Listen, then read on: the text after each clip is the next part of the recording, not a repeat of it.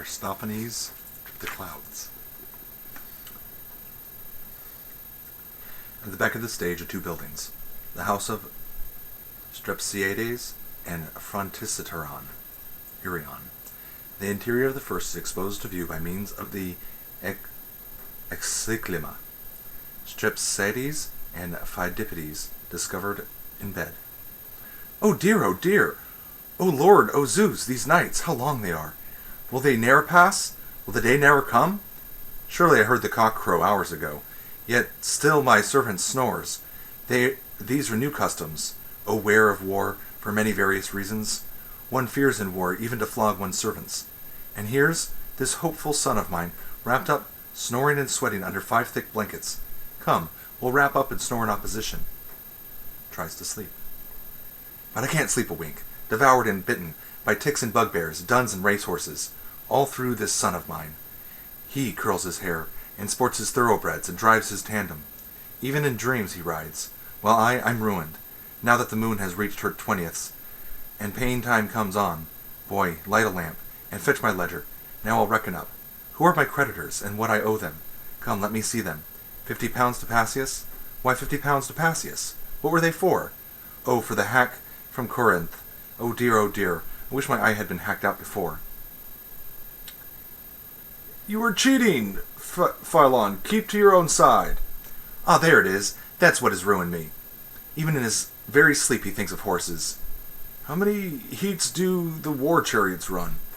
A pretty many heats have run your father. Now then, what debt assails me after Passius? A curricle and wheels, 12 pounds, a minius. Here, give the horse a roll and take him home. You have rolled me out of house and home, my boy. Cast in some suits already, while some swear they'll seize my goods for payment. Good, my father. What makes you toss so restless all night long? There's a bumbalef from the mattress bites me. Come now, I prithee, let me sleep in peace. Well then you sleep, only be sure of this. These debts will fall on your own head at last. Alas, alas. Forever cursed be the same matchmaker, who stirred me up to marry your poor mother. Mine in the country was the pleasantest life, untidy, easy-going, unrestrained, brimming with olives, sheepfolds, honeybees. Ah, then I married. I, a rustic. Her, a fine town lady, niece of Megacles, a regular, proud, luxurious Koisira. This wife I married, and we came together. I rank with wine lees, fig boards, greasy woolpacks, she all with scents and saffron and tongue-kissings, feasting, expense, and lordly modes of loving. She was not idle, though, she was too fast. I used to tell her, holding out my cloak, threadbare and worn, wife, you're too fast by half. Enter a servant boy. Here's no more oil remaining in the lamp. Oh me, what made you light the tippling lamp? Come and be whipped. Why, what would you whip me for? Why did you put one of those thick wicks in? Well, when at last to me and my good woman this hopeful son was born, our son and heir, why then we took to wrangle on the name. She was the giving him some knightly name, Callipides, Xanthipus, or Cheripus. I wish Phidonides, his grandsire's name. Thus for some time we argued, till at last we compromised it in Pheidippides. This boy she took, and used to spoil him, saying, Oh, when you are driving to the Acropolis, clad like Megacles, in your purple, whilst I said, Oh, when the goats you are driving from the fells, glad like your father, in your sheepskin coat? Well, he cared not for my advice, but soon a galloping consumption caught my fortunes. Now cogitating all night long, I found one way, one marvelous transcendent way, which if he'll follow, we may yet be saved. So, but, however, I must rouse him first. But how to rouse him kindliest? That's the rub, Pheidippides, my sweet one. Well, my father, shake hands, Phidippides. Shake hands and kiss me. There was the matter. There, what's the matter? Dost thou love me, boy? Aye, by Poseidon there, the god of horses. No, not that. Miss out the god of horses. That god's the origin of all my evils. But if you love me from your heart and soul, my son, obey me. Very well, what's in? Strip with all speed, strip off your present habits, and go and learn what I'll advise you to. Name your commands. Will you obey? I will, by Dionysus. Well then, look this way. See you that wicket and the lodge beyond? I see. And prithee, what is that, my father? That is the thinking house of sapient souls. There dwell the men who teach, who persuade us, that heaven is one vast fire extinguisher, placed round about us, and that we're the cinders. And they'll teach, only they'll want some money. How one may speak and conquer, right or wrong. Come, tell their names. Well, I can't quite remember, but they're deep thinkers, and true gentlemen. Out on the rogues, I know them. Those rank pedants. Those pale-faced, barefoot vagabonds, you mean. That Socrates, poor wretch, and Cherepaphan. Oh, hush, hush. Don't use those foolish words, but if the sorrows of my barley touch you, enter their schools and cut the turf forever. I wouldn't go, so help me Dionysus, for all Legogoras, breed of Phasians. Go, I beseech you, dear son, go and be taught. And what would you have me learn? This known that in their schools they keep two logics. The worst, do save the mark, the worse and the better. The second logic, then, I mean the worse one. They teach the talk unjustly and prevail. Think, then, you only learned that unjust logic, and all the debts which I have incurred through you. I'll never pay, no, not 1 farthing of them. I will not go. How could I face the nights, with all my colour worn and torn away? Oh, then, by earth, you have eat your last of mine? You and your coat-horse, and your Sigma brand, out with you. Go to the crows, for all I care. But Uncle Megacles won't leave me long, without a horse. I'll go to him. Goodbye. Exit Strepithes, cross to the Frontisterion. I'm thrown, by Zeus, but won't long lie prostrate. I'll pray the gods and send myself to school. I'll go at once and try their thinking house. Stay, how can I forget a slow old fool? Learn the nice hair-splittings of subtle logic? Well, go I must. 'Twon't do to linger here. Come on, I'll knock the door. Boy, ho there, boy. Student within. Oh, hang it all! Who's knocking at the door? Me! Phidon's son, Strepithes of Sicina. Why, what a clown you are, to kick our door in such a thoughtless, inconsiderate way. You've made my cogitation to miscarry. Forgive me, I'm an awkward country fool, but tell me, what was that I made miscarry? 'Tis not allowed, students alone may hear. Oh, that's all right, you may tell me, I'm come to be a student in your thinking house. Come then, but there are high mysteries, remember. 'Twas Socrates was asking Seraphon how many feet of its own a flea could jump. For one first bit the brow of Seraphon, then bounded off to Socrates' head. How did he measure this? Most cleverly. He warmed some wax, and then he caught the flea, and dipped its feet into the wax he'd melted. Then let it cool, and there were Persian slippers. These he took off, and so he found the distance. O Zeus and King, what subtle intellects! What would you say then if you heard another, our master's own? Oh, come, do tell me that. Why, Seraphon was asking him in turn, which theory did he sanction, that the gnats hummed through their mouth, or backwards through the tail? Aye, and what said your master of the gnat? He answered thus, the entrail of the gnat is small, and through this narrow pipe the wind rushes with violence straight toward the tail. There, close against the pipe, the hollow rump receives the wind and whistles to the blast. So then the rump is trumpet to the gnats. Oh, happy, happy in your entrail learning. Full surely need he fear nor debts, nor duns, who knows about the entrails of the gnats. And yet last night a mighty thought we lost through a green lizard. Tell me, how was that?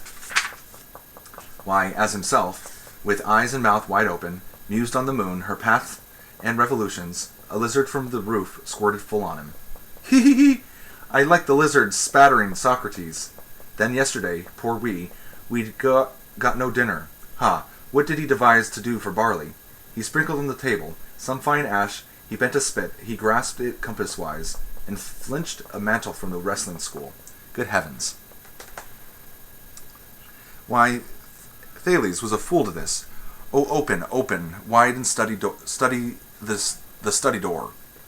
And show me, Socrates. I die to be a student. Open. Oh, Hercules, what kind of beasts are these? Why, what's the matter? What do you think they're like? Why, those Spartans whom we brought from Phyllis. What makes them fix their eyes so on the ground? They seek things underground. Oh, to be sure, truffles. You there, don't trouble about that. I'll tell you where the best and finest grow. Look, why do those snoop down so very much? They're diving deep into the deepest secrets. Then why's their rump turned up towards the sky? It's taking private lessons on the stars. Come, get in. He'll catch us presently. Not yet. Let's just let them stop one moment, while I impart a little matter to them.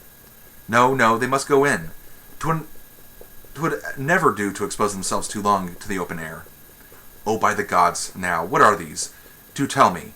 This is astronomy. And what is this? Geometry? Well, what's the use of that? To mete out lands. What for allotment grounds? No, but all lands. A choice idea, truly. Then every man may take his choice, you mean. Look, here's a chart of the whole world. Do you see? This city's Athens. Athens? I like that. I see no die-cast sittings. That's not Athens. In very truth, this is the Attic ground. And where, then, are my townsmen of Sigina? Why, thereabouts in here, you see. Euboea. Here reaching out a long way by the shore. The entire front of the house is wheeled round, exposing the inner court of the Frontisterion. Rogers. Yes, overreached by us and Pericles. But now where's Sparta? Let me see. Oh, here. Heavens, now how near us? Oh, do please manage this. To shove her off from us a long way further. We can't do that, by Zeus. The worse for you. Hello, who's that? That fellow in the basket. That's he. Who's he? Socrates. Socrates. You, sir, call out to him as loud as you can. Call him yourself. I have not leisure now. The machine swings Socrates in. Socrates, Socrates, sweet Socrates. Mortal, why callest thou me? Oh, first of all, please tell me what you are doing. I walk on air and contemplate the sun. Oh, then from a basket you contemn the gods, and not from the earth, at any rate? So, most true. I could not have searched out celestial matters without spending judgment, and infusing my subtle spirit with the kindred air. If from the ground I were to seek these things, I could not find. So surely doth the air, earth, draw to herself the essence of your thought. The same, too, is the case with watercress. Hello, what's that? Thought draws the essence into watercress? Come down, sweet Socrates, more near my level, and teach the lessons which I come to learn. And wherefore art thou come? To learn to speak, for owing to my horrid debts and duns. My goods are seized, I'm robbed, and mobbed, and plundered. How did you get involved with your eyes open? A galloping consumption seized my money. Come now, do let me learn the unjust logic. That can shirk debts. Now do just let me learn it. Name your own price. By all the gods I'll pay it. The gods? Why, you must know the gods with us. Don't pass for current coin. Eh? What do you use then? Have you got iron, as the Byzantines have? Come, would you like to learn celestial matters? How their truth stands? Yes, if there's any truth, and to hold intercourse with yon bright clouds, our virgin goddesses. Yes, that I should. Then sit you down upon that sacred bed. Well, I am sitting. Here then, take this chaplet. Chaplet? Why now, never. Socrates, don't sacrifice poor me, like Athamas. Fear not, our interest service requires all to do this. But what am I to gain? You'll be the flower of talkers, prattlers, gossips. Only keep quiet. Zeus, your words come true. I shall be flower indeed with all this peppering. Old man, sit you still and attend to my will, and hearken in peace to my prayer. O master and king, holding earth in your swing, O measureless infinite air, and thou glowest ether and clouds who enwreath her with thunder and lightning and storms. Arise ye and shine, bright ladies divine, to your student in bodily forms. No, but stay, just one moment, I pray, while my cloak around my temples I wrap, to think that I've come, stupid fool, from my home, with never a waterproof cap. So come forth, dread clouds, and to earth your glorious majesty show, whether lightly ye rest on the time-honored crest of Olympus environed in snow, or tread the soft dance mid the stately expanse of ocean, the nymphs to beguile, or stoop to enfold with your pitchers of gold the mystical waves of the Nile, or around the white foam of Maeotis ye roam, or Mimas all wintry and bare. O hear while we pray, and turn not away from the rites which your servants prepares. Chorus of clouds appears. Clouds of all hue, rise we aloft with our garments of dew. Come from old ocean's unchangeable bed. Come till the mountains' green summits we tread. Come to the peaks with their landscapes untold. Gaze on the earth with her harvests of gold. Gaze on the rivers in majesty streaming. Gaze on the lordly invincible sea. Come, for the eye of the ether is beaming. Come, for all nature is flashing and free. Let us shake off this close clinging dew from our members eternally new, and sail upward the wide world to view. Come away, come away. O goddess mine, great clouds and divine, ye have heeded and answered my prayer. Heard ye their sound and the thunder around, as it thrilled through the tremulous air? Yes, by Zeus, and I shake, and I'm all of a quake, and I fear I must sound a reply. The thunders have made my soul so afraid, and those terrible voices so nigh. So, if unlawful or not, I must run to a spot. By Zeus, if I stop, I shall die. Don't act in our schools like those comedy fools, with those scurrilous, scandalous ways.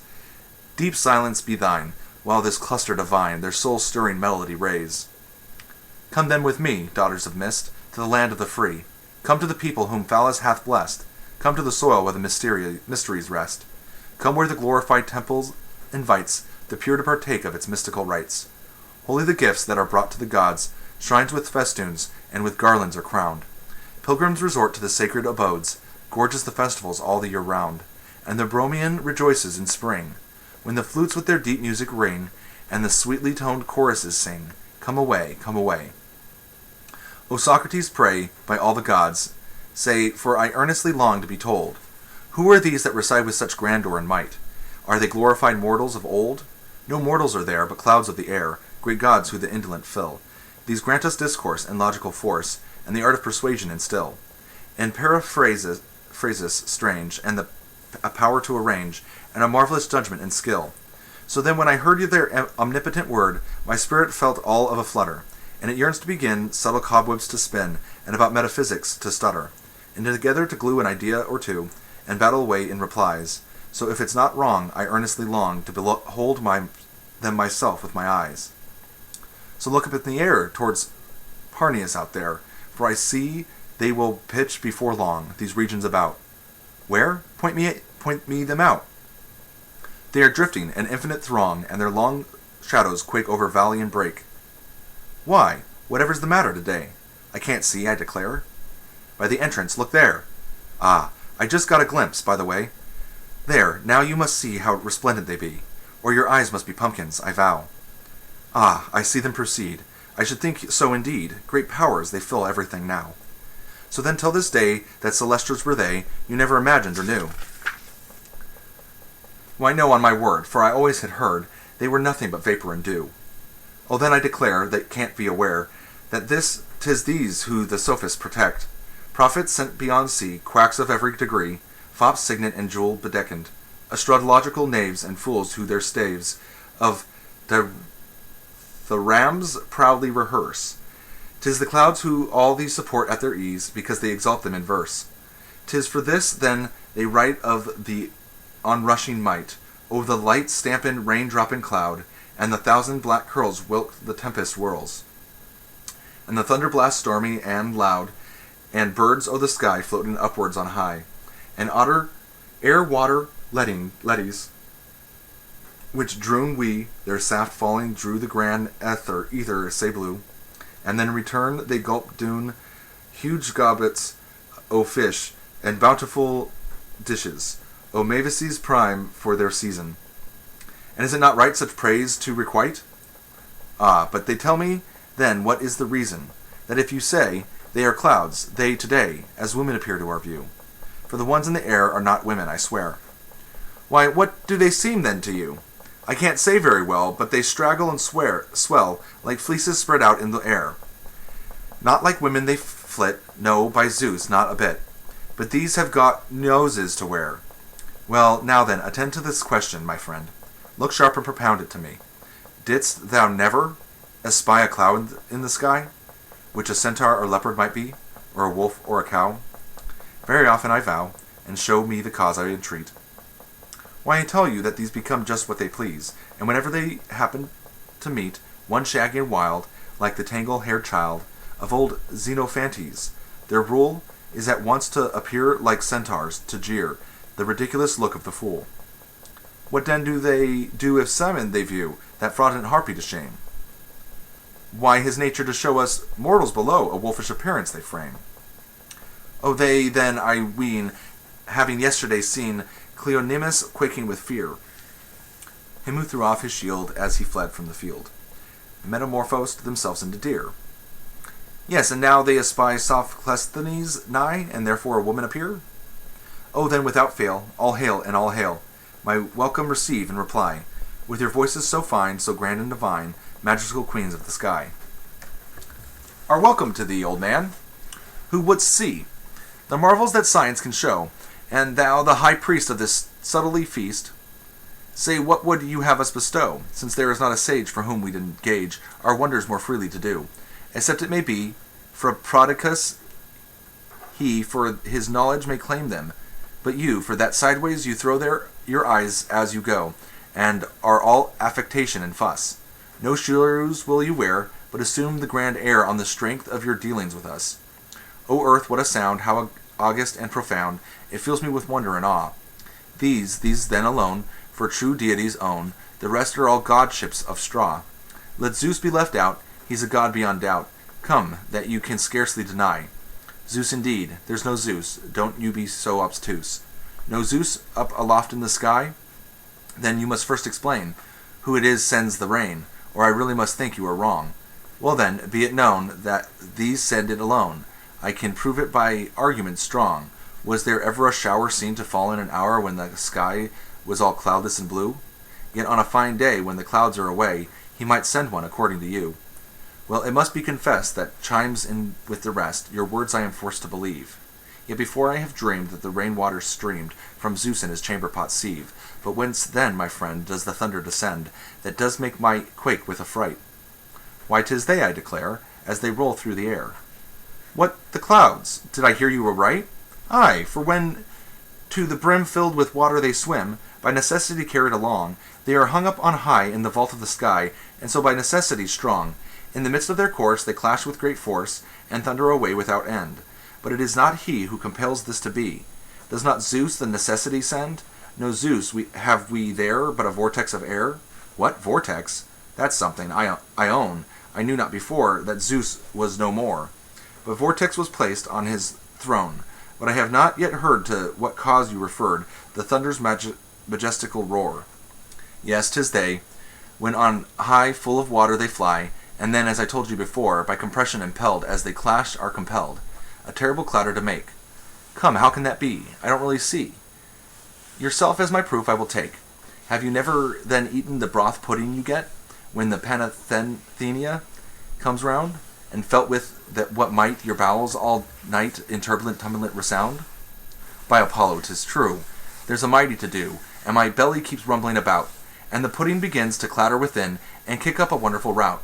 Quite gently at first, papa-packs, but soon papa-packs away, till at last, all be bound, I can thunder as aloud, papa-packs, as they.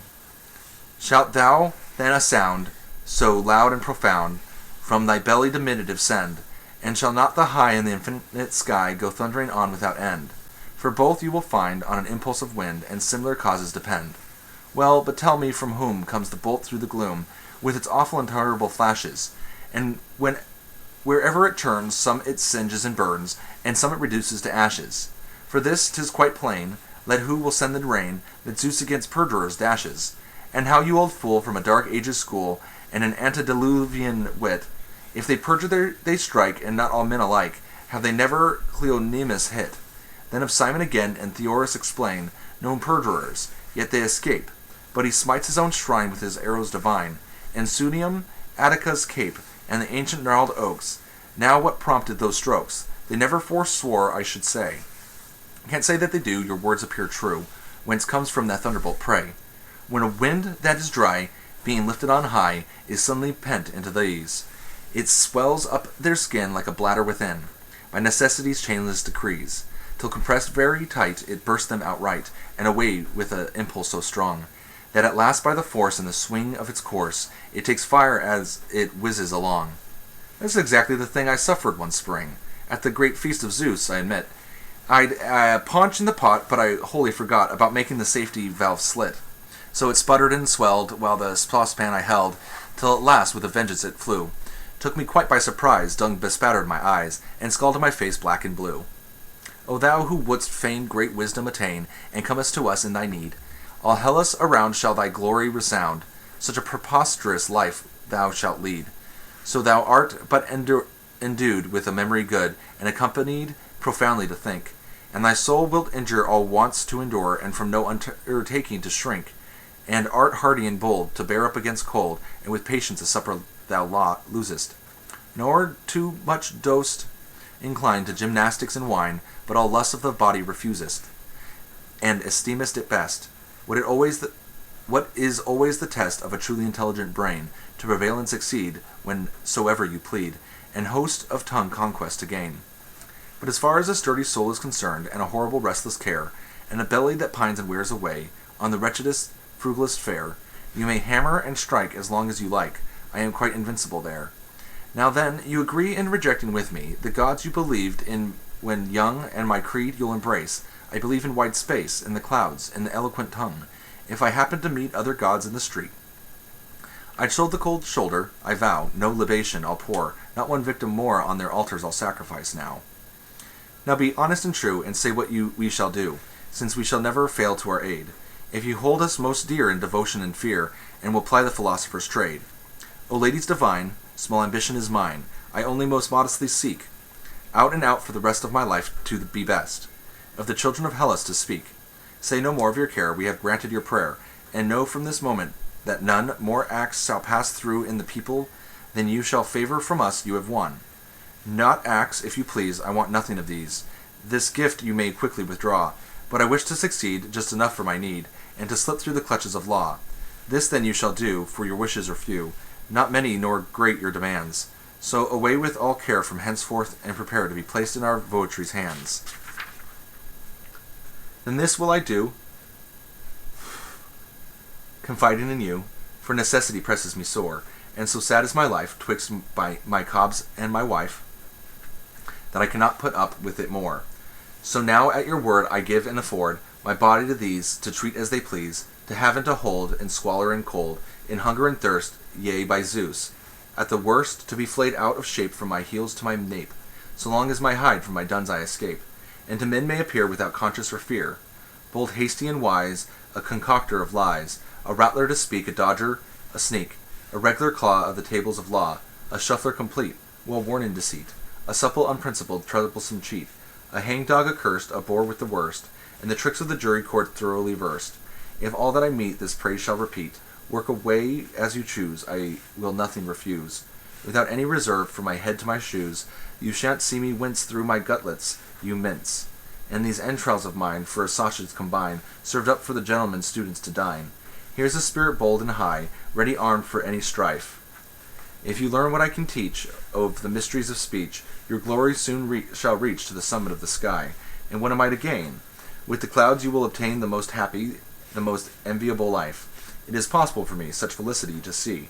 Yes, and men shall come and wait, in their thousands at your gate, desiring consultations and advice, on an action or a pleading, from the man of light and leading, and you'll pocket many talents in a trice.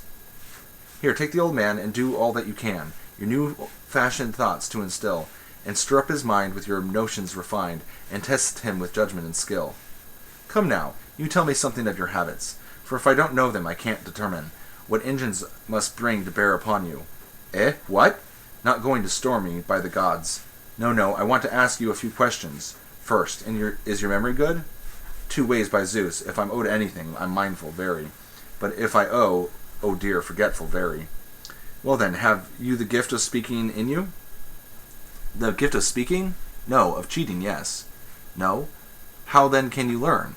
Oh, well enough. Then when I throw you out some clever notion about the laws of nature, you must catch it. What, must I snap up sapience in dog fashion? Oh, why, the man's an ignorant old savage. I fear, my friend, that you'll require the whip. Come, if one strikes you, what do you do? I'm struck. Then in a little while I call my witness. Then in another little while I summon him. Put off your cloak. Why, what have I done wrong? Oh, nothing. I'll go in here naked. Well, but I have not come with a search warrant. Fool, throw it off. Well, tell me this one thing. If I'm extremely careful and attentive, which of your students shall I most resemble? Why, Sheriffon. You'll be his very image. What? I shall be half dead. Oh, luckless me. Don't chatter there, but come and follow me. Make haste now, quicker here. Oh, but do first give me a honeyed cake. Zeus, how I tremble. To go down there, as if to see Trophonius. Go on, why keep you pottering round the door? Socrates and Strepitades enter the Fronterion. Yes, go and farewell, as your courage is great, so bright be your fate. May all good fortune his steps pursue. Who now, in his life's dim twilight haze, is game such venturesome things to do. To steep his mind in discoveries new, to walk a novice in wisdom's ways. O spectators, I will utter honest truths with accents free, yea, by mighty Dionysus, him who bred and nurtured me. So may I be deemed a poet, and this day obtain the prize, as till that unhappy blunder I had always held you wise.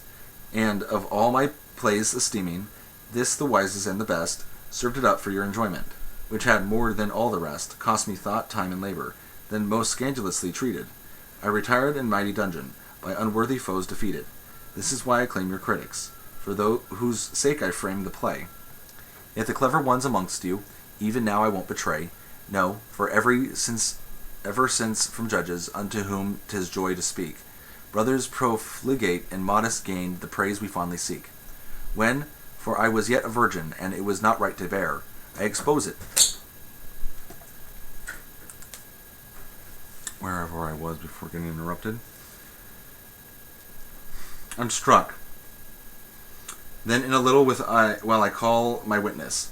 Then in another little while I summon him. Put off your cloak. Why, what have I done wrong? Oh, nothing, nothing. I'll go in here naked. Well, but I have not come with a search warrant. Fool, throw it off. Well, tell me this one thing. If I'm extremely careful and attentive, which of your students shall I most resemble? Why, Sheriffon. You'll be his very image. What, I shall be half dead. Oh, luckless me. Don't chatter there, but come and follow me. Make haste now, quicker here. Oh, but do first give me a honeyed cake. Zeus, how I tremble, to go down there as if to see Trophonius. Go on, why keep you pottering around the door? Socrates and Strepsidae enter the Frontiserion.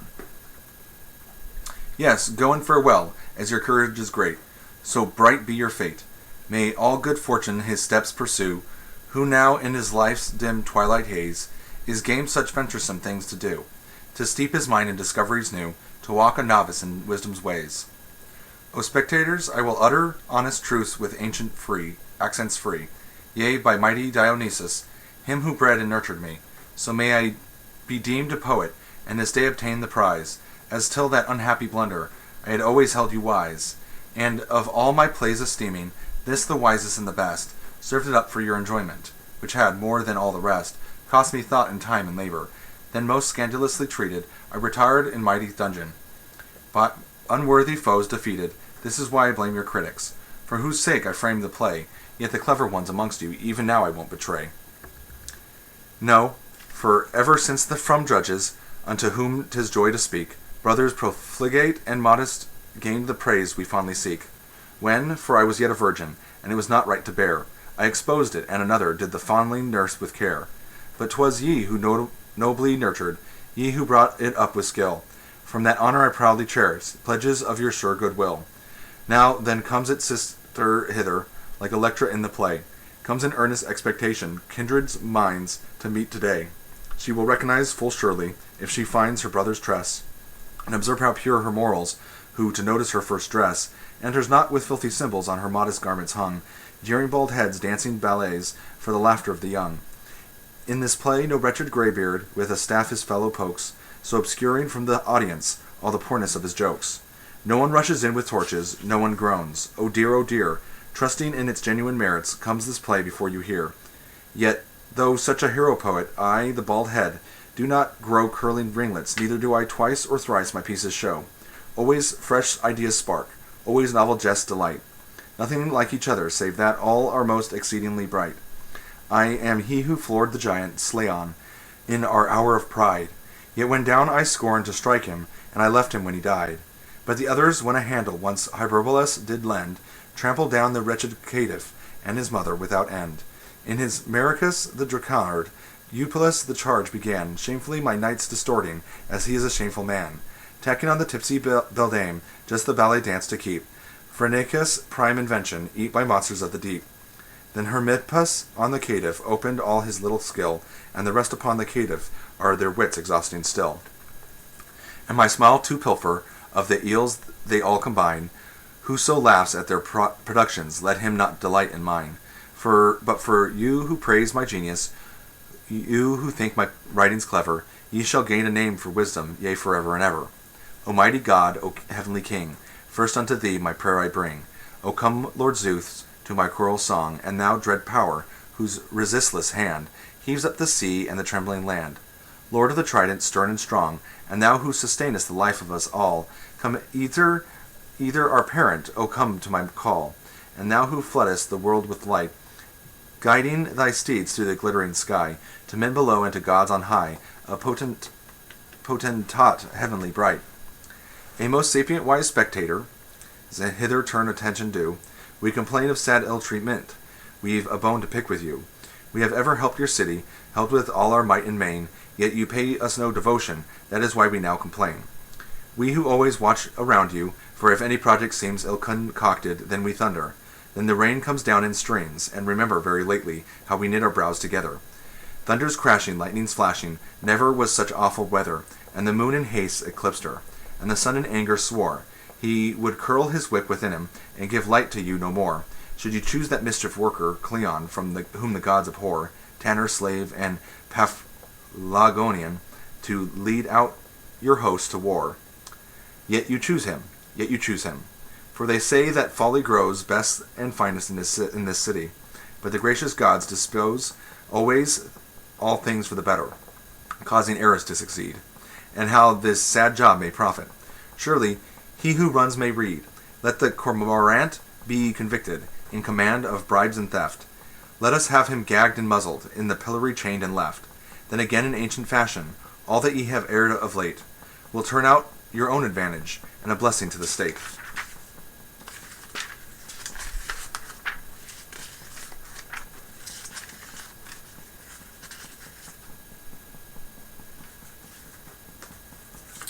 Phoebus my king, come to me still, thou who holdest the Cynthian hill, the lofty peak of the Delian isle, and thou his sister, to whom each day Lydian maidens devoutly pray. In thy stately gilded Ephesian pile, and Athene, our lady, the queen of us all, with the aegis of God, O come to my call, and thou whose dancing torches of pine flicker Parnassian glades along. Dionysus, star of thy Maenad throng, come, reveller most divine. We, when we had finished packing, and prepared our journey down, met the Lady Moon, who charged us with a message for your town. First, all hail to noble Athens and her faithful true allies. Then, she said, your shameful conduct made her angry passions rise, treating her so ill, who always aids you, not in words but clearly, saves you first of all in torchlight, every month a drachma nearly, so that each one says, if business calls him out from home by night, buy no link, my boy, this evening, for the moon will lend her light. Other blessings, too, she sends you, yet you will not mark your days, as she bids you, but confuse them, jumbling them all sorts of ways. And she says the gods in chorus shower reproaches on her head, when in bitter disappointment they go supperless to bed, not obtaining festal banquets duly on the festal day. Ye are badgering in the law courts when ye should rise and slay, and full oft when we celestials some strict fast are duly keeping, for the fate of mighty Memnon, of divine Serpedon, weeping, then you feast and pour libations, and Herbibolus of late lost the crown he wore so proudly. As recorder of the gate, through the wrath of us immortals, so perchance he'll rather know, always all his days in future, by the Lady Moon to go. Socrates here comes out of the Frontisterion, where he has been endeavoring to teach Strepsiades. Never by chaos erred respiration. Never, no never, have I seen a clown so helpless and forgetful and absurd. Why, if he learns a quirk or two, he clean forgets them ere he has learnt them, all the same. I'll call him out of doors here to the light. Take up your bed, Strepsiades, and come. By Zeus, I can't. The bugs make such resistance. Make haste. There, throw it down and listen, entering with bed. Well, attend to me. What shall I teach you first? That you've not learnt before? Which will you have, measures or rhythms or the right use of words? Oh, measures to be sure. For very lately a grocer swindled me of full 3 pints. I don't mean that, but which do you like the best? Of all the measures, 6 feet or 8 feet? Well, I like nothing better than the yard. Fool, don't talk nonsense. What will you bet me now that 2 yards don't exactly make 6 feet? Consume you. What an arrogant, ignorant clown you are. Still, perhaps you can learn tunes more easily. But will tunes help me to repair my fortunes? They'll help you to behave in company. If you can tell which kind of tune is best, for the sword dance, and which for finger music. For fingers, aye, but I know that. Say on then. What is it but this finger, though, before, ere this was grown? I used to play with that. Insufferable dolt. Well, but, you goose, I don't want to learn this. What do you want, then? Teach me the logic, teach me the unjust logic. But you must learn some other matters first, as what are males among the quadrupeds. I should be mad indeed not to know that. The ram, the bull, the goat, the dog, the fowl. Ah, there you are. There's a mistake at once. You call the male and female fowl the same. How? Tell me how. Why, fowl and fowl, of course. That's true, though. What then shall I say in future? Call one a fowlus and the other a fowl? A fowlus? Good, bravo, bravo, by air. Now for that one price piece of information, I'll give you a barley bumper in your trough. Look there, a fresh mistake. You called it trough. Masculine, when it's feminine. How, pray, how did I make it masculine? Why, trough, just like Cleonimus. I don't quite catch it. Why, though, Cleomenes, both masculine. Ah, but Cleomenes has got no trough. His bread is kneaded by a round mortar. Still, what must I say in future? What? Why call it a trophis? Female, just as one says an actress? A trophis female? That's the way to call it. Oh, trophis. Then the Miss Cleomenes. Still, you must learn some more about these names. Which are the names of men and which of women? Oh, I know which are women. We'll repeat some. Demetria, Clitorgia, Philina. Now tell me some men's names. Oh yes, 10,000. Philon, Melicius, Amnesius. Hold, I said men's names. Those are women's names. No, they're men's. They are not men's. For how would you address Amenius if you met him? How? Somehow thus... Here, Amenia. Amenia, a woman's name, you see. And rightly, too. A sneak who shirks all service. But all know this. Let's pass to something else. Well then, you get into bed. And then? Excogitate about your own affairs. Not there, I do beseech, not there. At least let me excogitate on the bare ground. There's no way but this. Oh, luckless me, how I shall suffer from the bugs today. Now then, survey in every way, with airy judgment sharp and quick, wrapping thoughts around you thick, and if so be in one you stick, never stop to toil and bother. Lightly leap, to another, far away be balmy seep. Ugh. What's the matter? Where's the pain? Friends, I'm dying. From the bed. Out creeps bugbears scantly fed, and my ribs they bite in twain, and my lifeblood out they suck, and my manhood off they pluck, and my loins they dig and drain, and I'm dying once again. Oh, take not the smart so deeply to heart. Why, what can I do? Vanish my skin so ruddy of hue, vanish my lifeblood, vanish my shoe, vanish my purse, and what is still worse, as I hummed an old tune till my watch should be past, I had very near vanished myself at the last. Hello there, are you pondering? Yes, to be sure. And what have your ponderings come to? Whether these bugs will leave a bit of me? Consume, you wretch! Faith, I'm consumed already.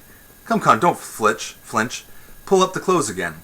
Search out and catch some very subtle dodge to fleece your creditors. Oh, me? How can I fleece anyone with all these fleeces on me? Puts his head under the clothes. Come, let me peep a moment what he's doing. Aye, he's asleep. No fear of that. Caught anything, no nothing. Surely something. Well, I had something in my hand alone. Pull up the clothes again and go on pondering. Oh, what? Now do please tell me, Socrates, what is it that you want? First tell me that. You are heard 1,000,000 times what 'tis I want. My debts. I want a shirk of my debts. Come, pull up the clothes, refine your thoughts. With subtle wit, look at the cases on all sides. Mind you divide correctly. Ugh, oh me. Hush, if you meet with any difficulty, leave it a moment. Then return again to the same thought. Then lift and weigh it well. Oh, here, dear Socrates. Well, my old friend, I've found a notion how to shirk my debts. Well then, propound it. What do you think of this? Suppose I hire some grand Thylician witch to conjure down the moon, and then I take it and clap it into some round helmet box, and keep it fast there, like a looking-glass. But what's the use of that? The use, quotha? Why, if the moon should never rise again, I'd never pay 1 farthing. No, why not? Why don't we pay our interest by the month? Good. Now I'll proffer you another problem. Suppose an action damage 5 talents. Now tell me, how can you evade that same? How? Can't say at all, but I'll go seek. Don't wrap your mind forever round yourself, but let your thoughts range freely through the air, like chafers with a thread about their feet. I found a bright evasion of the action. Confess yourself, 'tis glorious. But what is it? I say, haven't you seen a druggist's shop? That stone, that splendidly transparent stone by which the candle fire? The burning glass? That's it. Well then, I'd get me one of these, and as the clerk was entering down my case, I'd stand like this, some distance toward the sun, and burn out every line. By the three graces, a clever dodge. Oh me, how pleased I am, to have a debt like that clean blotted out. Come then, make haste and snap up this. Well what? How to prevent an adversary's suit? Supposing you were sure to lose it, tell me. Oh, nothing easier. How, pray? Why thus. While there was yet one trial intervening, ere mine was cited, I'd go hang myself. Absurd. No, by the gods, it isn't though. They cannot prosecute me were I dead. Nonsense, be off. I'll try no more to teach you. Why not? Do please. Now please do. Socrates. Why, you forgot all that you learned directly. Come, say what you learnt first. There's a chance for you. What was first? Dear me, whatever was it? Whatever's that we need the barley in. Bless us, what was it? Be off and feed the crows. You most forgetful, most absurd old dolt. Oh me, what will become of me, poor wretch? I'm clean undone. I haven't learnt to speak. O gracious clouds, now do advise me something. Our counsel, ancient friend, is simply this, to send your son, if you have one at home, and let him learn this wisdom in your stead. Yes, I've a son, quite a fine gentleman, but he won't learn, so what am I to do? What, is he master? Well, he's strong and vigorous, and he's got some of the Koisera blood within him. Still, I'll go for him, and he won't come. By all the gods, I'll turn him out the doors. Go in one moment, I'll be back directly. Socrates exits to Frontisterion, and Stripides to his house. Dost thou not see how bounteous we are favors free will shower on you, since whatsoever your will prepare, this dupe will do? But now that you have dazzled and elated so your man, make haste and seize whatever you please, as quickly as you can. For cases such as these, my friend, are very prone to change and bend. Enter Strepisiades and Pheidippides. Get out, you shan't stop here. So help me, mist. Be off and eat up Megacles, columns. How now, my father? What's I the wind today? You're wandering, by Olympian Zeus you are. Look there, Olympian Zeus, you blockhead you, come to your age, and yet believe in Zeus. Why, prithee, what's the joke? 'Tis so preposterous, when babes like you hold antiquated notions. But come and I'll impart a thing or two, a wrinkle, making you a man indeed. But mind, don't whisper this to anyone. Well, what's the matter? Didn't you swear by Zeus? I did. See now, how good a thing is learning. There is no Zeus Pheidippides. Who then? Why, Vortex reigns, and he has turned out Zeus. Oh me, what stuff! Be sure that this is so. Who says so, pray? The Melians, Socrates, and Sheriphon, who knows about the flea tracks? And are you come to such a pitch of madness as to put faith in brain-struck men? Oh, hush, and don't blaspheme such very dexterous men, and sapient too. Men of such frugal habits. They never shave, nor use their precious ointments, nor go to baths to clean themselves. But you have taken me for a corpse and cleaned me out. Come, come, make haste. Do go and learn from me. What can one learn from them that is worth knowing? Learn, why, whatever clever's in the world, and you shall learn how gross and dense you are. But stop one moment. I'll be back directly.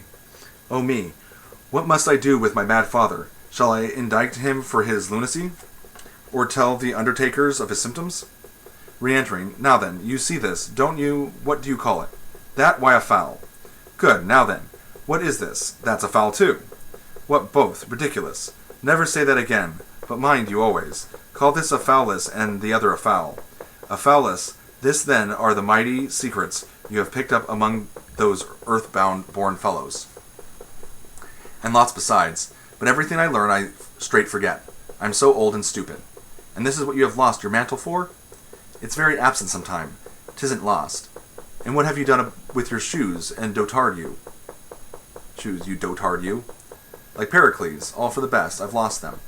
Come, come, go with me. Humor me in this, and then do what you like.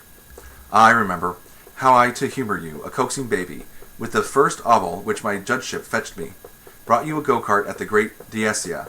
The time will come when you repent of this. Good boy to obey me. Halo, Socrates. Enter Socrates. Come here, I've brought this son of mine. Trouble enough, I'll warrant you.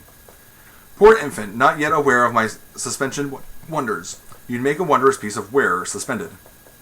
Hey, hang the lad. Do you abuse the master? And look, suspended. In what foolish fashion? He mouthed the word with pouting lips agape. How can he learn evasion of a suit? Timely citation, damaging replies? Hyperbolus, though, learnt them for a talent. Oh, never fear, he's very sharp by nature, for when he was a little chap, so high, he used to build small baby houses, boats, go-karts of leather, darling little frogs, carved from pomegranates. You can't think how nicely. So now, I prithee, teach them both your logics, the better as you call it, and the worse, which with the worst cause can defeat the better, or if not both, at all events the worse. Aye, with his own ears he shall hear them argue. I shan't be there, but please remember this. Give him the knack of reasoning down all justice. Exit Socrates. Enter right logic and wrong logic. Right logic. Come show yourself now with your confident brow, to the stage if you dare. Wrong logic. Lead on where you please, I shall smash you with ease, if an audience be there. You'll smash me, you say, and who are you, pray? A logic like you, but the worse of the two. Yet you I can drub, whom my better they dub. By what artifice taught? By original thought. Aye, truly your trade so successful is made, by means of these noodles of ours, I'm afraid. Not noodles, but wise. I'll smash you in your lies. By what method, forsooth? By speaking the truth. Your words I will meet, and dearly defeat. There never was justice or truth, I repeat. No justice, you say? Well, where does it stay? With the gods in the air. If justice be there, how comes it that Zeus could his father reduce, yet live with their godships unpunished and loose? Ugh, ugh, these evils come thick, I feel always sick. Abassin, quick. You're a useless old drone with one foot in the grave. You're a shameless, unprincipled, dissolute knave. Hey, a rousy festoon, and a vulgar buffoon. What, lilies from you?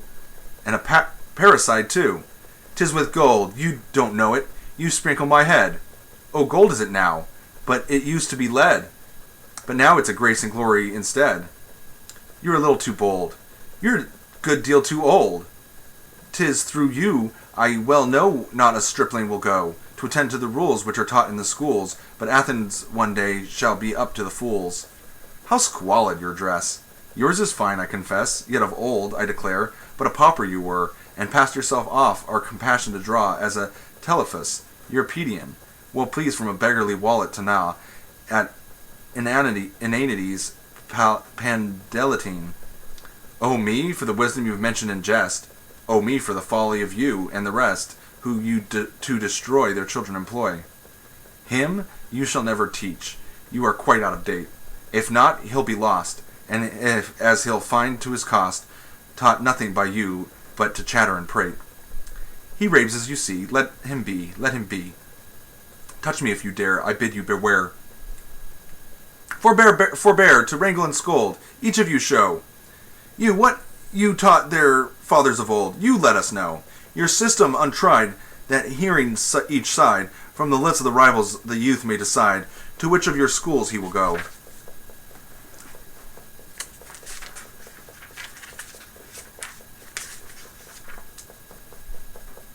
This then I will do. Pause. Unpause. This then I will do. And so will I too. And who will put in his claim to begin? If he wishes, he may. I kindly give away. And out of his argument quickly will I draw facts and devices to fledge the reply, wherewith I will shoot him and smite and refute him. And at last, if a word from his mouth shall be heard, my sayings like fierce savage hornets shall pierce his forehead and eyes, till in fear and distraction he yields and he dies, with thoughts and words and maxims pondered well. Now then in confidence let both begin. Try which his rival can in speech excel. Try which his perilous wordy war can win, which all my vortices hopes are fondly centered in. O thou who wert born our sires to adorn, with characters blameless and fair, say on to what you please, say on, and to these your glorious nature declare.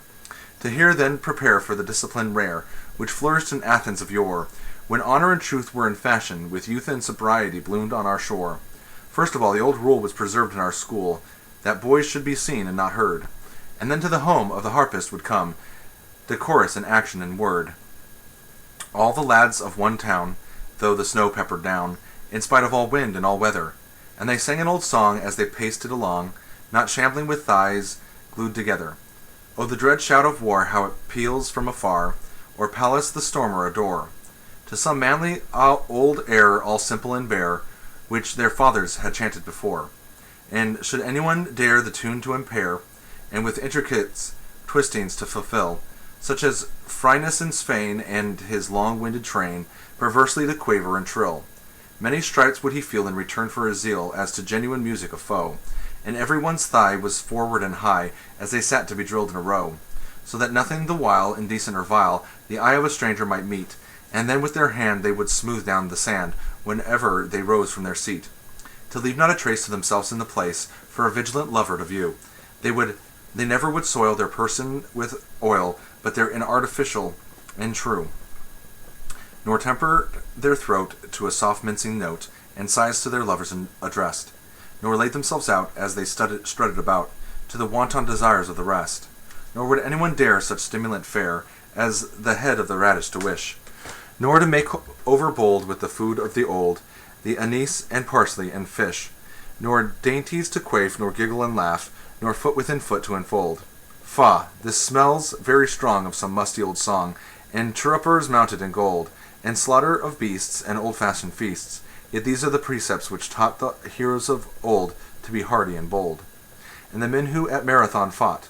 And now must the lad from his boyhood be clad in a man's all-enveloping cloak, so that oft as the panacea returns, I feel myself ready to choke, when the dancers go by with their shields to their thigh, not caring for Pallas a jot. You therefore, young man, choose me while you can, cast in with my method your lot, and then you shall learn the form to spurn, and from dissolute baths to abstain, and fashions impure and shameful abjure, and scorners repel with disdain. And rise from your chair, if an elder be there, and respectfully give him your place, and with love and with fear your parents revere, and shrink from the brand of disgrace, and deep in your breast be the image impressed of modesty, simple and true. Nor resort any more to a dancing girl's door, nor glance at the harlotry true, lest at length by the blow of the apple they throw from the hopes of your manhood you fall. Nor dare to reply when your father is nigh, nor musty old Japhet, to call in your malice and rage that sacred old age, which lovingly cherished your youth. Yes, yes, my young friend, if to him you attend, by Bacchus I swear of a truth, you will scarce with the sty of Hippocrates vie, as a mammy suck known even there. But then you'll excel in the games you love well, all blooming, athletic, and fair, not learning to prate as your idlers debate with marvelous prickly dispute, nor dragged into court day by day to make sport in some small disagreeable suit. But you will below to the academy go, and under the olives contend, with your chaplet of reed in a contest of speed, with some excellent rival and friend, all fragrant with woodbine and peaceful content, and the leaf which the lime blossoms fling. When the plane whispers love to the elm in the grove, in the beautiful season of spring, if then they'll obey and do what I say, and follow with me the more excellent way, your chest shall be white, your skin will be bright, your arms shall be tight, your tongue shall be slight, and everything else shall be proper and right. But if you pursue what men nowadays do, you will have to begin a cold pallid skin, arms small, and chest weak, tongue practised to speak, special laws very long, and the symptoms all strong, which show that your life is licentious and wrong, and your mind he'll prepare so that foul to be fair, and fail to be foul, you shall always declare. And you'll find yourself soon, if you listen to him, with the filth of Antimachus filled to the brim. O glorious sage, with loveliest wisdom teeming, sweet on thy words does ancient virtue rest. Thrice happy they who watch thy youth's bright beaming. Thou of the vaunted genius do thy best. This man has gained applause, his wisdom stands confessed. And you with clever words and thoughts must needs your case adorn, else he will surely win the day, and you retreat with scorn. Ay, say you so? Why, I have been half burst, I do so long, to overthrow his arguments, with arguments more strong. I am the lesser logic, true. These schoolmen call me so, simply because I was the first of all mankind to show how old established rules and laws might contradicted be. And this, as you may guess, is worth £1,000 to me, to take the feebler cause, and yet to win the disputation. And mark me now, how I'll confute his boasted education. You said that always from warm baths the stripling must abstain. Why must he? On what grounds do you of these warm baths complain? Why, it's the worst thing possible. It's quite unstrings a man. Hold there. I've got you round the waist. Escape me if you can. And first, Of all the sons of Zeus, which think you was the best? Which was the manliest? Which endured more toils than all the rest? Well, I suppose that Hercules was bravest and most bold. And are the baths of Hercules so wonderfully cold? You blame warm baths, I think. This is what they say. This is the stuff our precious youths are chattering all the day. This is what makes them haunt the baths and shun the manlier games. Well then, we'll take the forum next. I praise it, and he blames. But if it was so bad, do you think old Homer would have made Nestor and all his worthies ply a real forensic trade? Well, then it says a stripling's tongue should always idle be. It says, I say it should be used, of course, so there we disagree. And next he says you must be chaste. A most preposterous plan. Come, tell me, did you ever know one single blessed man gain the least good by chastity? Come, prove me I'm wrong. Make haste. Yes, many. Peleus gained a sword by being chaste. A sword indeed. A wondrous meed the unlucky fool obtained. Hyperbolus, the lamp-maker, hath made many a talent gained by knavish tricks which I have taught. But not a sword, no. Then Peleus did to his chaste life the bed of Thetis owe. And then she cut and ran away, for nothing so engages a woman's heart as afterward warmth. Old shred of those dark ages. For take this chastity, young man, sift it inside and out. Count all the pleasures, all the joys. It bids you live without. No kind of dames, no kind of games, no laughing, feasting, drinking. Why, life itself is little worth without these joys. I'm thinking. Well, I must notice how, now, the wants by nature's self-implanted. You love, seduce, you can't help that. You're caught, convicted, granted. You're done for, you can't say one word. Well, if you follow me, indulge your genius, laugh and quaff, hold nothing base to be. Why, if you're in adultery caught, your pleas will still be ample. You've done no wrong. You'll say, and then, bring Zeus as your example. He fell before the wondrous powers, by love and beauty wielded. And how can you, the mortal, stand, where he, the immortal, yielded? Aye, but suppose, in spite of all, he must be wedged and sanded. Won't he be probed, or else can you prevent it? Now be candid. And what's the damage if it should be so? What greater damage does the young man know? What will you do if this dispute I win? I'll be forever silent. Good, begin. The counselor, from whence comes he? From probed adulterers. I agree. The tragic poets, whence are they? From probed adulterers. So I say. The orators, what class of men? All probed adulterers. Right again. You feel your error, I'll engage. But look once more around the stage. Survey the audience, which they be, probed or not probed. I see. Well, give me your verdict. I must go. For probed adulterers, him I know, and him, the probed are most. How stands we then? I own, I've lost. O Senatus, take my robe. Your words have won. To you I run, to live and die with glorious probe. The two logics go out and enter Socrates from the Frontisterion and Strepsiades from his own house to see how his son's education has been progressing. During the interval of the chorus, that education is supposed to be completed. Well, what do you want? To take away your son? At once, or shall I teach him how to speak? Teach him and flog him, and be sure you well. Sharpen his wit, mother. Sharpen his mother wit. Grind the one edge, fit for my little lawsuits and the other. Why, make that serve for more important matters. Oh, never fear, he'll make a splendid sophist. Well, I hope he'll be a poor pale rascal. Go, but in us the thought is strong. You will repent of this ire long. Now we wish to tell the judges all the blessings they shall gain, if, as justice plainly warrants, we the worthy prize obtain. First, whenever is the season, we would fain your fields renew. All the world shall wait expectant, till we've poured our rain on you. Then of all your crops and vineyards, we will take the utmost care, so that neither drought oppress them, nor the heavy rain impair. But if anyone amongst you dare to treat our claims with scorn, mortal he, the clouds immortal, better had he ne'er been born. He from his estate shall gather neither corn, nor oil, nor wine, for whenever blossoms sparkle on the olive or the vine, they shall all at once be blighted. We will ply our slings so true, and if ever we behold him, building up his mansions anew, with our tight and nipping hailstones, we will all his tiles destroy. But if he, his friends or kinfolk, would a marriage feast enjoy, all night long will pour in torrents. So perchance he'll rather pray to endure the drought of Egypt, than decide amiss today. The 5th, the 4th, the 3rd, and then the 2nd, and then the day which more than all the rest, I loathe in strength from the and abominate. Then comes at once that hateful old and new day, and every single blessed dun has sworn. He'll stake his gage and ruin and destroy me, and when I make a modest, small request, O my good friend, part don't exact at present, and part defer, and part remit. They swear so they shall never touch it, and abuse me, as a rank swindler, threatening me with actions. Now let them bring their actions. Who's afraid? Not I. If these have taught my son to speak, but there's the door, I'll knock and soon find out. Boy, ho there, boy. I clasp Strepsiades, and I clasp you. But take this meal bag first. 'Tis meet and right to glorify one's tutors. But tell me, has my son yet learnt that second logic which he saw just now? He hath. Hurrah, great sovereign knavery! You may escape whatever suit you please. What if I borrowed before witnesses? Before 1,000, and the more the merrier. Then shall my song be loud and deep. Weep, oble wares, weep, weep, weep. Ye and your principles and compound interests, for ye shall never pester me again. Such a song have I bred. He is within the door.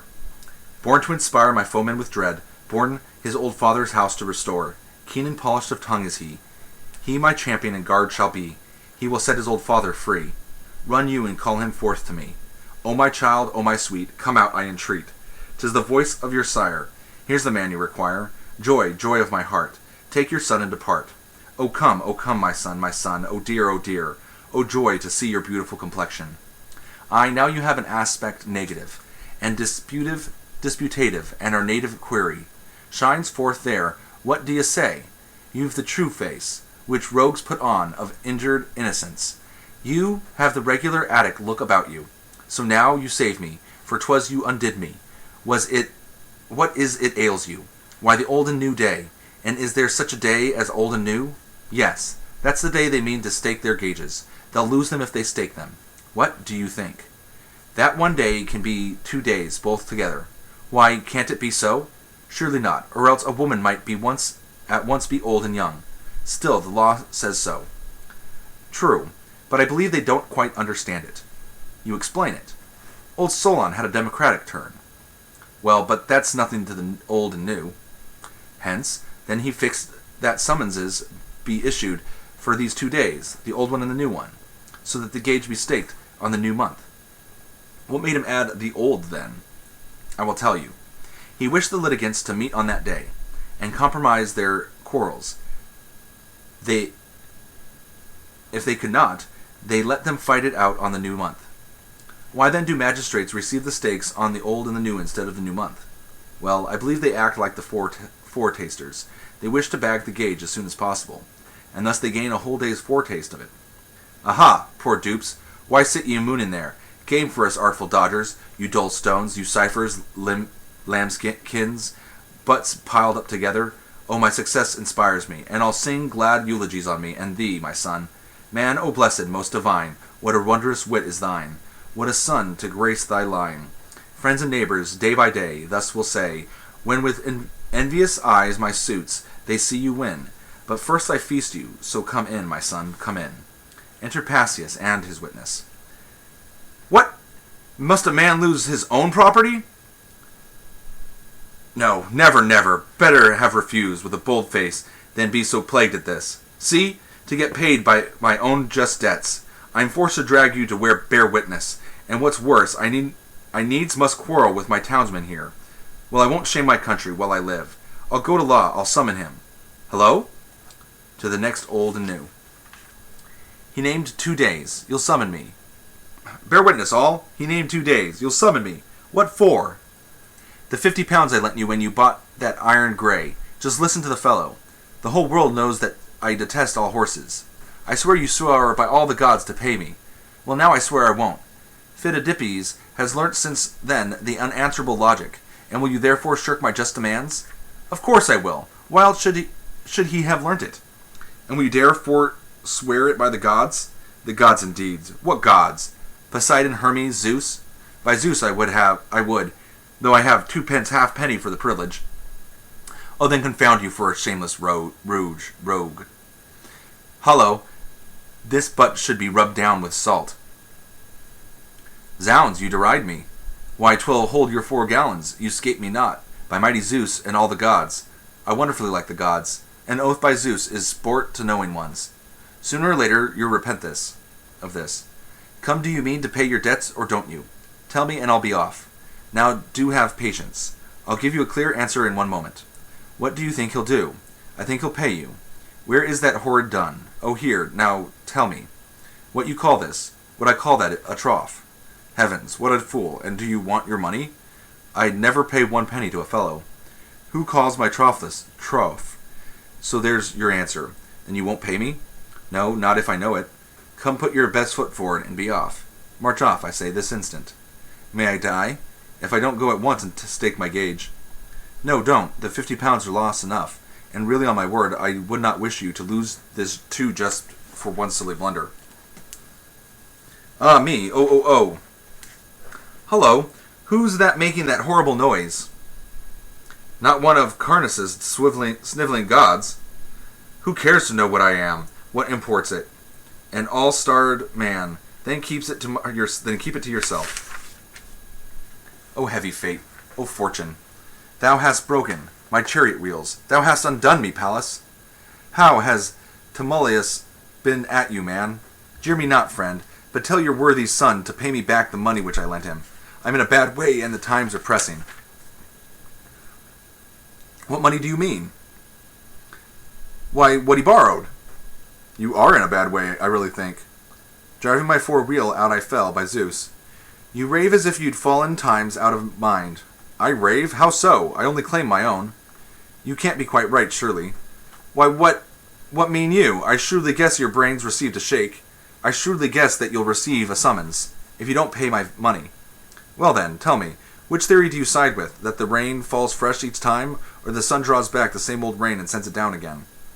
I'm very sure I neither know nor care. Not care, good heavens, and do you claim your money? So unenlightened in the nature of laws of nature. If you're hard up then, pay me back the interest, at least. Interest? What kind of a beast is that? What else than day by day and month by month? Larger and larger still the silver grows, as time sweeps by. Finally and nobly said, what then? Think you the sea is larger now than 'twas last year? No, surely 'tis no larger. It is not right it should be. And do you then, insatiable grasper, when the sea, receiving all these rivers, grows no larger? Do you desire your silver to grow larger? Come now, you prosecute your journey off. Here, fetch the whip. Bear witness, I appeal. Be off. What, won't you? Gee up, Sigma Brand. I say a clear assault. You won't be off. I'll stimulate you. Zeus, I'll goad your haunches. Aha, you run. Exit Amenius. Aha, you run. I thought I'd stir you up. You and your phaetons and wheels and all. Exit. What a thing it is to long for matters which are wrong. For you see how this old man is seeking, if he can, his creditor's trepan, and I confidently say that he will this very day such a blow, amid his preposterous cheats receive, that he will deeply, deeply grieve. For I think that he has won what he wanted for his son, and the lad has learned the way. All justice to gainsay. Be it what or where it may, that he'll trump up any tale, right or wrong, and so prevail. This I know. Yea, and perchance the time will come, when he shall wish his son were dumb. Enter Strepsiades and Phidippides. Oh! Help, murder! Help! O neighbors, kinfolk, townsmen! Help, one and all, against this base assault! Aha! My cheek, my head! Oh, luckless me! Wretch, do you strike your father? Yes, papa. See, he owns he struck me! To be sure, scoundrel and parricide and housebreaker. Thank you. Go on. Do please go on. I'm quite delighted to be called such names. O probed adulterer, roses from your lips. Strike you your father? Oh dear, yes. What's more, I'll prove I struck you justly. Struck me justly? Villain, how can you strike a father justly? Yes, and I'll demonstrate it if you please. Demonstrate this? Oh yes, quite easily. Come, take your choice. Which logic do you choose? Which what? Logic, the better or the worse? Ah then, in very truth, I've had you taught to reason down all justice. If you think you can prove this, that it is just and right that fathers should be beaten by their sons. Well, I think I'll prove it. If you'll listen, so that even you won't have one word to answer. Come, I should like to hear what you've to say. 'Tis yours, old man, some method to contrive this fight to win. He would not without arms wherewith to strive so bold have been. He knows, be sure, whereon to trust. His eager bearing proves he must. So come and tell us from what cause this sad dispute began. Come, tell us how it first arose. Do tell us if you can. Well, from the very first I will the whole contention show. 'Twas when I went into the house to feast him, as you know. I bade him bring his lyre and sing, the supper to adorn, some lay of old Simonides, as how the ram was shorn. But he replied, to sing at meals was coarse and obsolete, like some old beldame humming airs, the while she grinds her wheat. And should you not be thrashed who told your son from food abstaining to sing, and though you were, forsooth, Siculus, entertaining? You hear him. So he said just now, or ere high words began, and next he calls Simonides, a very sorry man, and when I heard him I could scarce my rising wrath command. Yet so I did, and him I bid, take myrtle in his hand, and chant some lines from Achilles. But he replied with ire, believe me, I'm not one of those who Achilles admire, that rough unpolished turgid bard, that mouther of bombast. When he said this, my heart began to heave extremely fast. Yet still I keep my passion down, and said, then prithee you, sing one of those new-fangled songs which modern striplings do. And he began the shameful tale. Euripides has told how a brother and sister lived, incestuous lives of old. Then I could no more restrain. But first I must confess, with song abuse I'd loaded him.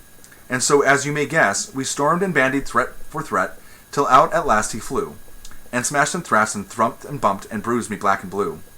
And rightly too, who coolly dared Euripides to blame, most sapient bard.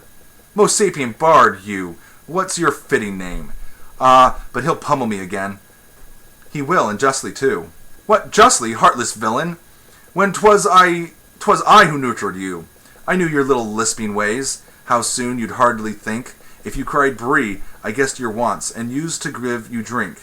If you said ma'am, I fetched you bread with fond discernment true, and you could hardly say caca, when through the door I flew and held you out a full arm's length, your little needs to do. But now when I was crying, that I with pain was dying, you brute, you would not tarry, me out of doors to carry, but choking with despair, I've been and done it there. Sure all young hearts are palpitating now, to hear him plead, since if those lips are with artful words avow the daring deed, and once a favouring verdict win, a fig for every old man's skin. O thou, who rakest up new thoughts, with daring hands profane, try all you can, ingenious man, that verdict to obtain. How sweet is it, these novel arts, these clever words to know, and have the power establish rules, and laws to overthrow. Why, in old times when horses were my sole delight, 'twas wonder if I could say a dozen words, without some awful blunder. But now that he has made me quit that reckless mode of living, and I have been to subtle thoughts my whole attention giving, I hope to prove my logic strict, 'tis right to beat my father. Oh, by your horse's back, by Zeus, since I would 10 times rather have to support a four in hand. So I be struck no more. Peace, I will now resume the thread where I broke off before. And first I asked, when I was young, did you not strike me then? Yea, for I loved and cherished you. Well, solve me this again. It is not just that I, your son, should cherish you alike, and strike you, since, as you observe, to cherish means to strike. What, must my body needs be scourged, and pounded black and blue, and yours be scatheless?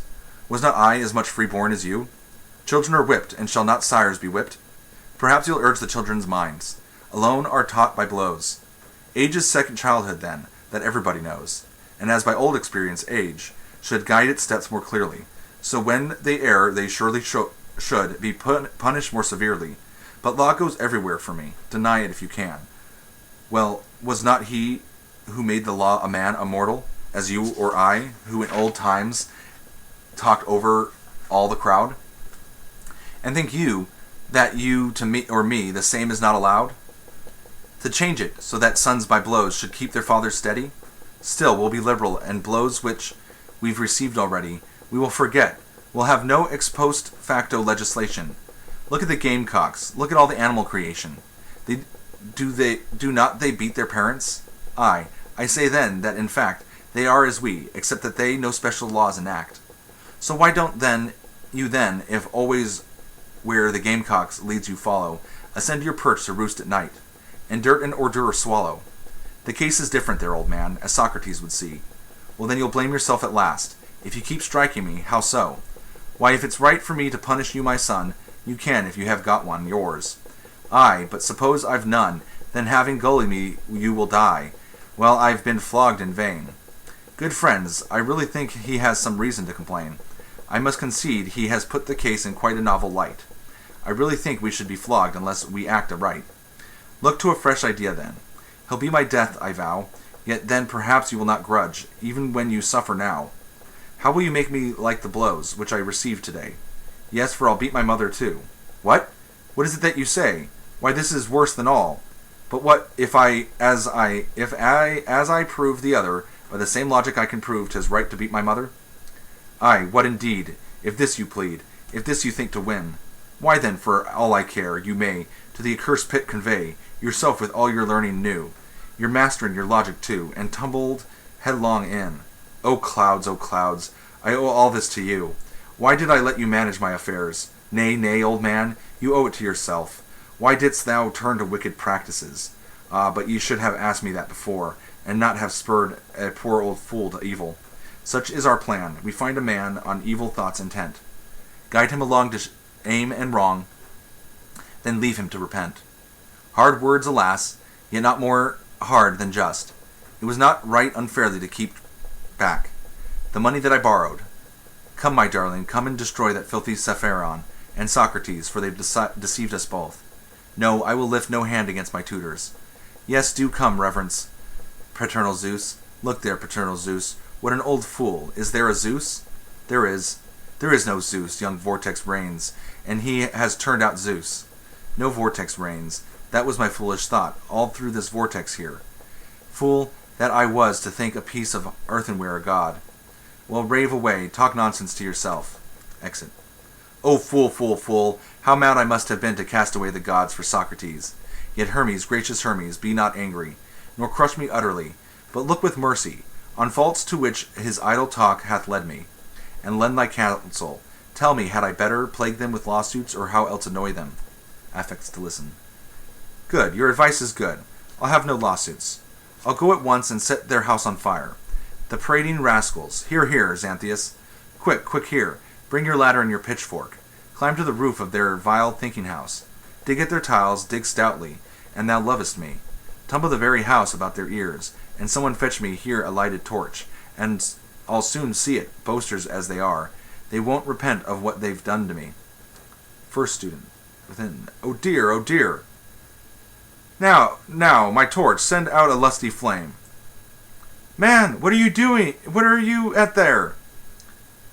What am I at? I'll tell you, I'm splitting straw with your house rafters here. Oh, me?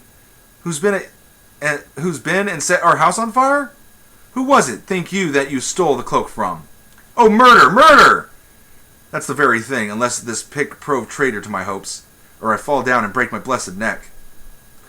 Hello! What are you at? Up on our roof? I walk on air and contemplate the sun. Oh, I shall suffocate, oh dear, oh dear. Seraphon, and I, poor devil, shall be burnt to death. For with what aim did ye insult the gods, and pry around the dwellings of the moon? Strike, smite them, spare them not, for many reasons, but most because they have blasphemed the gods. Led out of the way, for I think we may say we have acted our part very fairly today.